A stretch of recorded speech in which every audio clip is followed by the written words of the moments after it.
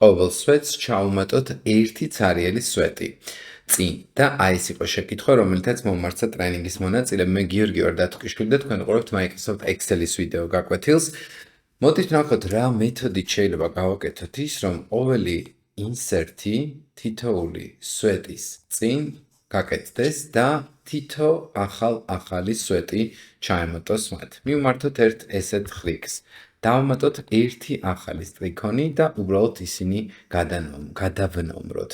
მაგალითად, გავაკეთოთ ისე, რომ ეს იყოს პირველი, შემდეგ იყოს დაუშვათ მესამე, მოვნიშნოთ და გავწიოთ ისინი გვერდით. ასეთ შემთხვევაში ჩვენ მივიღებთ უბრალოდ ნუმერაციას, რომელიც დავაკოპიროთ და კიდევ გვერდით გადმოვიტანოთ.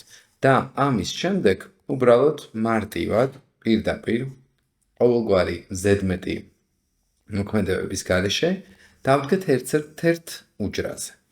შევიდეთ Data menu-ში და ავირჩიოთ აი აქ ბრძანება Sort-ი. შემდეგ ავირჩიოთ ბრძანება Option-ი და უთხრათ Sort left to right. ამის შემდეგ მივცეთ, რომ პირველი სტრიქონის მიხედვით პატარიდან დიდისაკენ გადაალაგოს ჩვენი ცხრილი. და აი როგორც ხედავთ 1-1, 3-3, 5-5 და ასე შემდეგ.